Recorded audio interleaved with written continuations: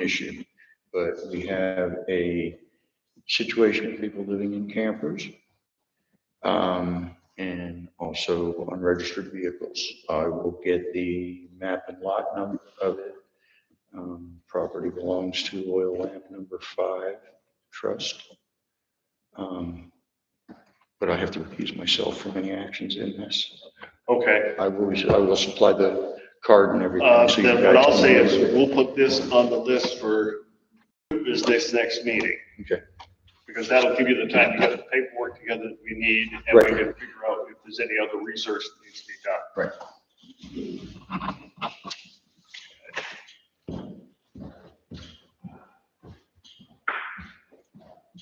Yeah.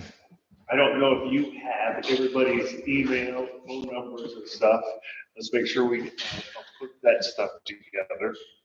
Which is the Yeah. email you want to use? Yeah. Okay, and I've got your email now, and I think I've got your phone number too, so we're all set I don't there. have your, I'll get you. I'll get it to you. I'll put together the list and circulate it via email. That way, everybody's Everybody's got got it. everybody's. Yep, because, and sometimes you just need the info, and sometimes it's not your phone, is sometimes the best place to have it on the sheet to turn. did you get my new email? I think I gave you the Caleb for Life one, but then I Yes. set up a separate one. Oh, you Just have? this- I haven't gotten that one Okay. yet. Because I told her it was best to set up a separate one for the Yeah. government stuff. That's what we did In the initially. beginning, yeah.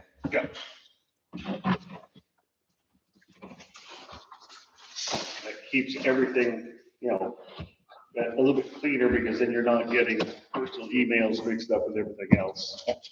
And it makes it a little bit easier to deal with. One of the things that I've been doing that I think we need to try to figure out an easier method. I look at all the emails that come in. Right now, because of our system setup, we have 2 email accounts. They all dump onto one because we can't access them right now. That one is the town website, direct, the spring mail or whatever it's called, has not been working right. Aaron's in the middle of changing that. I hope to hear from him tomorrow or something. But I think it'd be nice to have all of us, like, take a week, and that's the person that looks through the email and sees what's there. So you're all familiar with all the stuff that comes in, both the spam and all the crap, all the advertising that we get hit with. Everybody's trying to, sell us different things. And then the real emails that show up. And what I try to do, we get some of our bills, like from CCI, from Primex, and some of these others are emailed to us. So I print them off, the folder for Charlene. And what I'll do is I'll put together a schedule so that we circulate it all. And if there's doubt, we can look online right here at this, when we're at a meeting and see what we've got. Because it takes a little bit to do it. It's amazing the amount of stuff that comes in. But that's, that's modern day stuff. Now, you're new to the board. What trainings do you want to see about getting accomplished? The New Hampshire Municipal has a number of different things. The first one. The next one they got is the right to know. Yeah, and that's what gets you this. They kind of changed that one, because the one that we got that they put out in March, and first, the right to know and the good governance are 2 separate ones. Yep. That's actually the combination of them in that new. Because there's also a budget one as well. Yeah, but I mean, they have several. There's 4 for the rest of the year, I believe. And just looking at the New Hampshire Municipal website is very helpful. One of the biggest things that I use from them is their legal inquiries. When we have a question on what the town liability might be on something, I send them an email, and I usually will get an answer within 24 hours.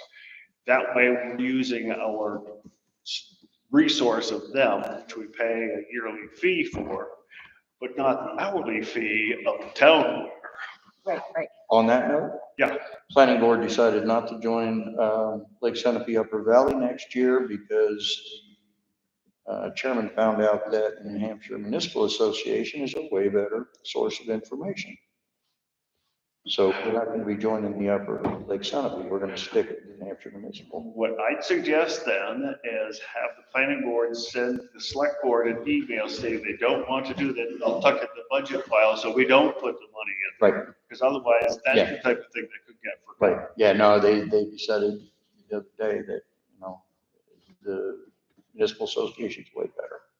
I mean, basically, the only thing we get out of Lake Sunapee is a book and a letter and that 5-minute speech, Yeah. which we're gonna ignore. Yeah. We already got most of that.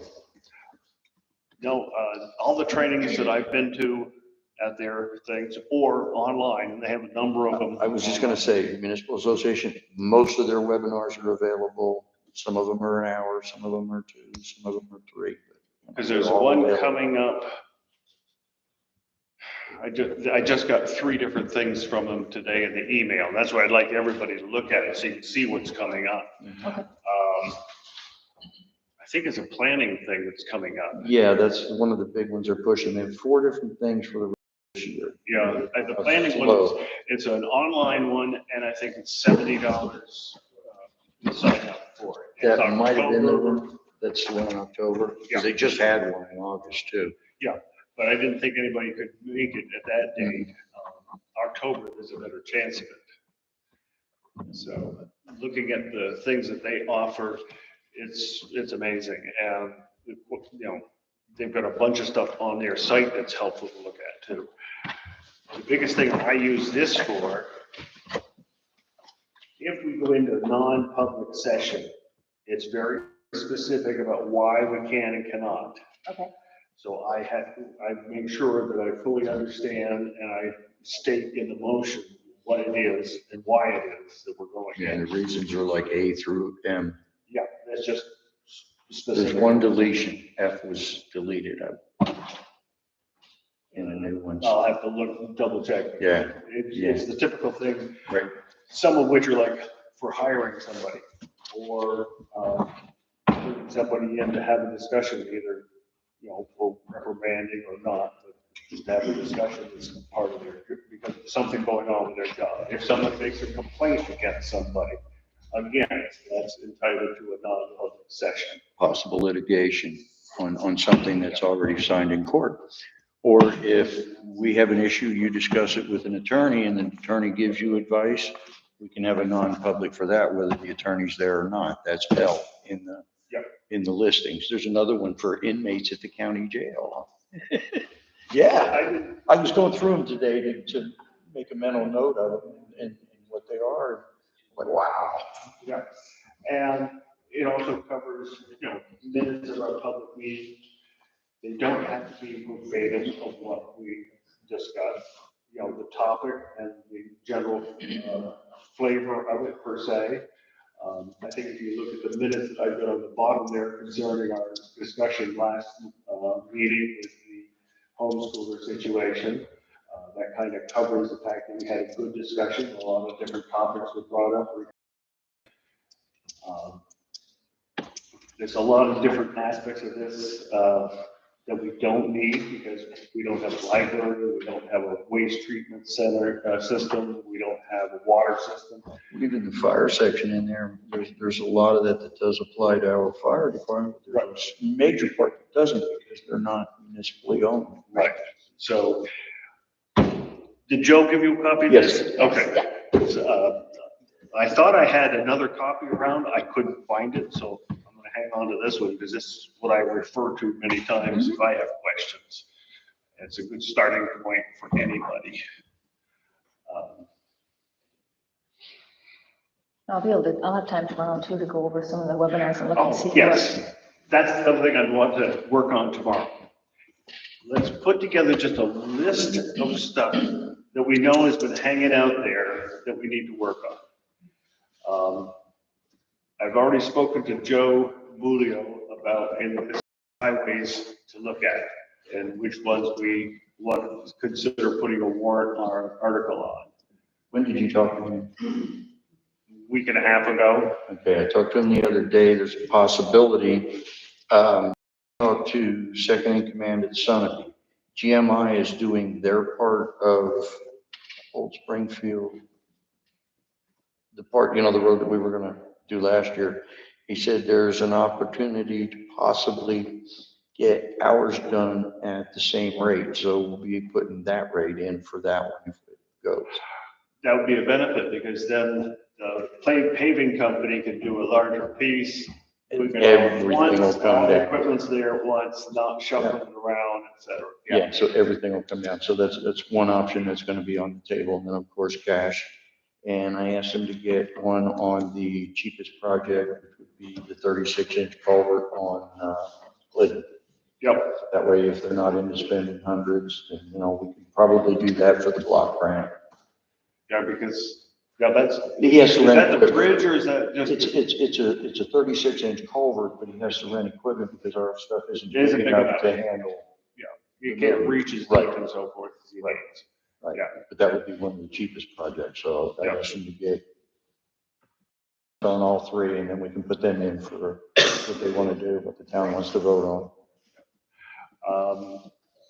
I did speak to Gaston. He's waiting till it cools off to do the roof on the shed at the transfer station. Because, he's an older gentleman, he does good work, but he doesn't want to sweat to death in the summer. I'm willing to work on his time schedule, and he's willing to get the jobs done.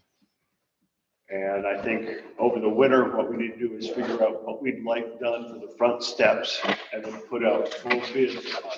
on. Because Stone had somebody. he had somebody, but the Okay. communication on that Never has mind. been poor, so Yep. I'm thinking, Doesn't okay. need the money.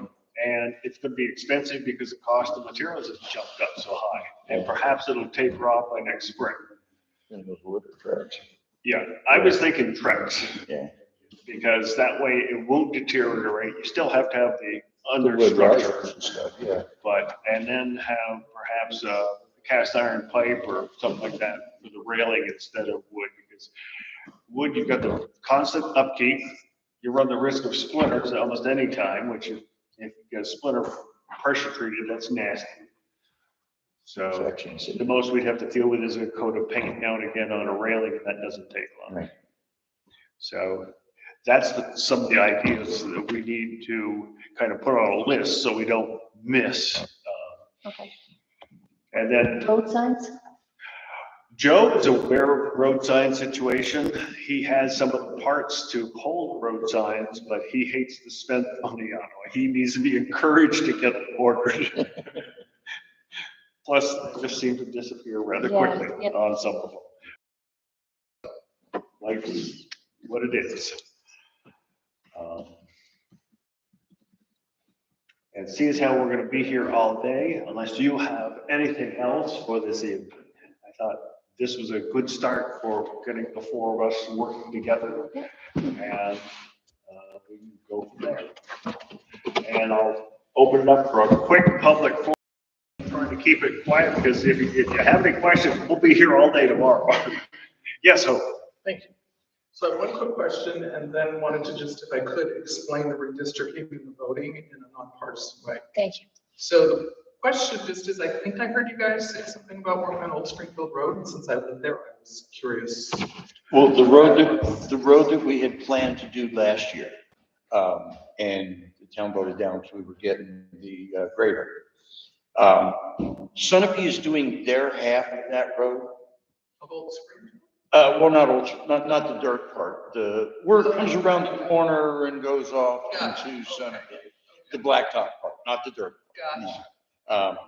Sunapee's gonna be doing their end of it. There's a possibility the GMI will give us a break on materials, equipment, the actual job. What we had discussed this year is putting out a warrant, like with the town to vote to spend 180,000 on that road, or would they vote to spend 140,000 to do the first mile of Cash Street? Or, budgets the way they are, people's situations. They may want to save the money because we do have a project probably due for the grant we get from the state, which is the 36-inch culvert that we talked about on Glidden. And this year, instead of saying, we're gonna do this or else. We're gonna give the town options to, how do you wanna spend the money? I mean, this is a bad year for money. Everybody's in trouble. Everybody's budgets are flying. So we figure we'll give the option, that way people can have the choice of what they wanna repair. Thank you for the explanation, appreciate it. Yep. So if I could, since you're like stand, so maybe I can hear better. So I think most of you guys know me. In case you don't, my name is Hope Damon. I live on Old Springfield Road. I've lived in Croydon for 36 years. I'm running for state rep.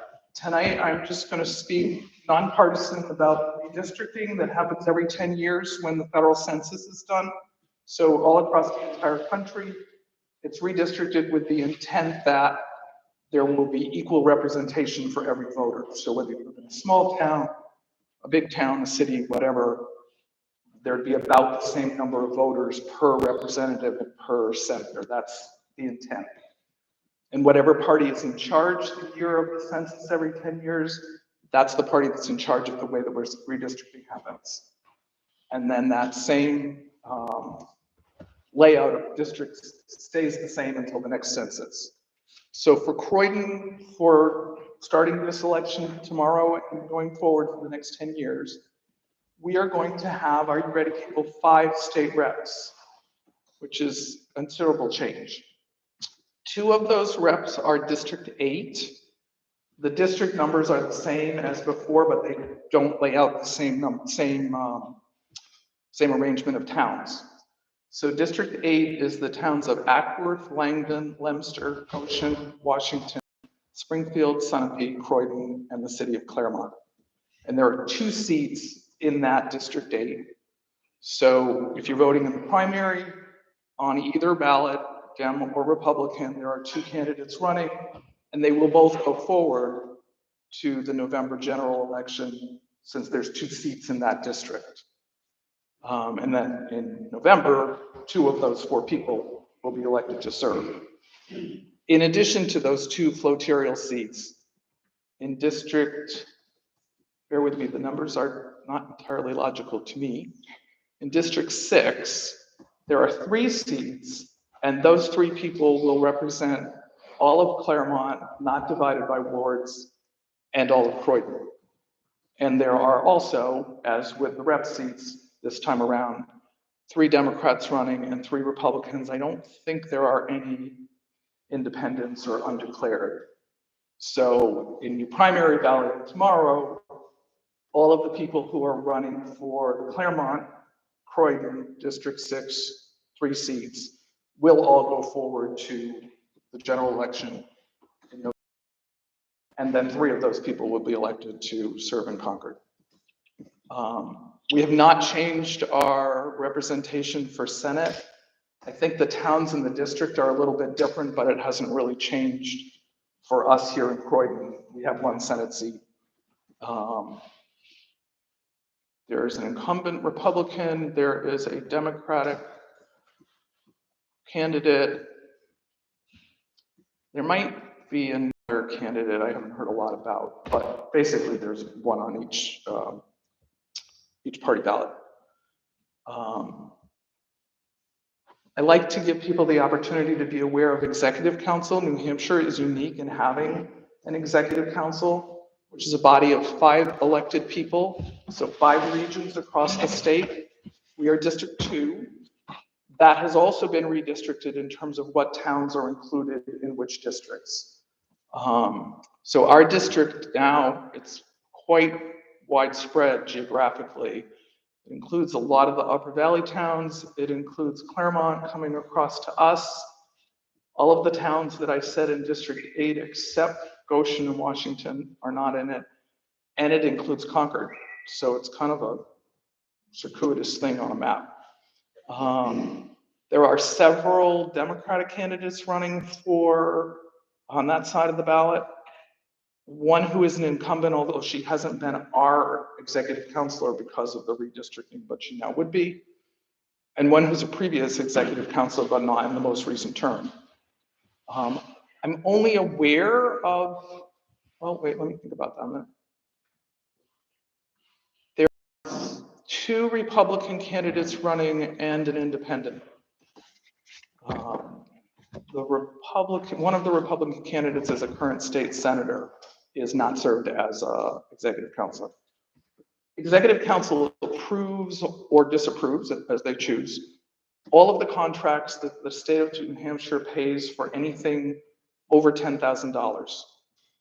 I think $10,000 is a lot of money, but on the state level, it's a small part of the budget. So they approve almost every expenditure. They also approve or disapprove whether we can accept federal funds for a variety of different things. They're a very influential part of state government. So elected for executive council impacts us quite a lot, actually. Did I overlook anything anybody might be wondering about? Just another comment, New Hampshire Votes has a website that has a whole bunch of information on all of them. So if you have any interest of researching out anybody's individual name, where they're, what town, everything, it's a good location to go to.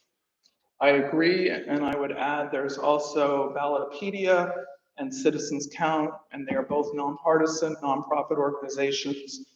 They send questionnaires to candidates to fill out where you stand on different issues that have done before. If candidates don't answer them, I know at least with Ballotpedia, they try to fill in the blanks from media or public records, like how people have voted previously and so forth. And I'm happy to share links with people if anybody wants that. The Secretary of State's website, if you go to New Hampshire Secretary of State, SOS, you can click on elections and then you can actually see the ballots. So right now, the primary ones are there. As soon as that is all settled, I would assume probably by next week, because they're actually pretty efficient, the ballots for November will be there, or I should say the ballot, a ballot for each town. So thank you very much for your time and attention. Thank you. Yes, Brent. Yeah, I heard a little story the other day that was kind of disturbing.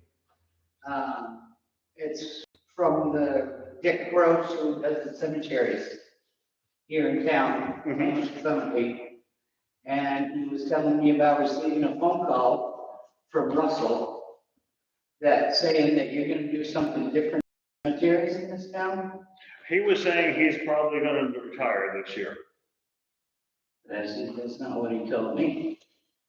Well, I've heard it from also Steve Mitchell, so he may be reminiscing about it and hasn't made a decision yet. We're not gonna get rid of him until he's ready to call it quits.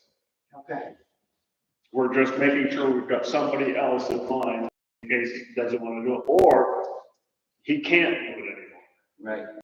No, he's been giving the town a tremendous service for way too many years to just turn him out with no recourse. Well, that's kind of what I was. He was sick with COVID and has Yeah, I know. had some additional illness after that, so that's why the town hall and the historical building hadn't been involved.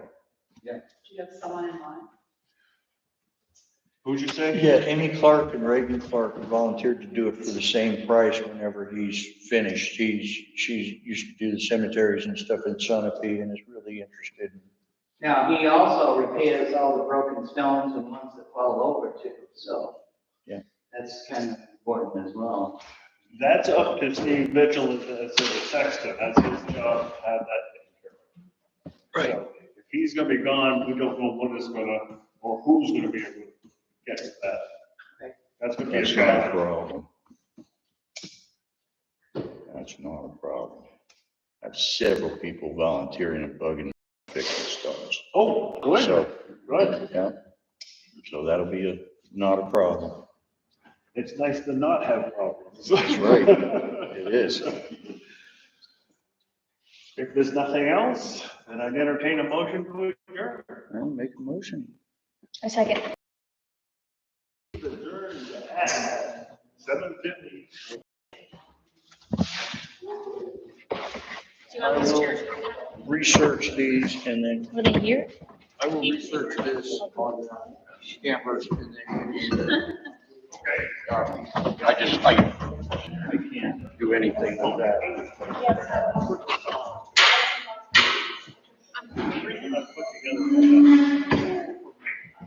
Okay. may like it as well. Look quite a lot. I will make it. I mean, I will take it. It's all electronic.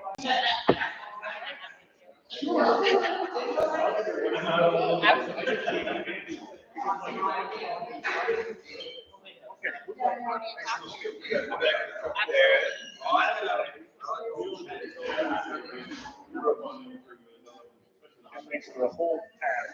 And I came on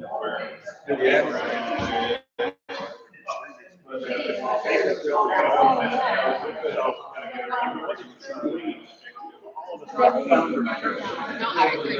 I agree. I agree.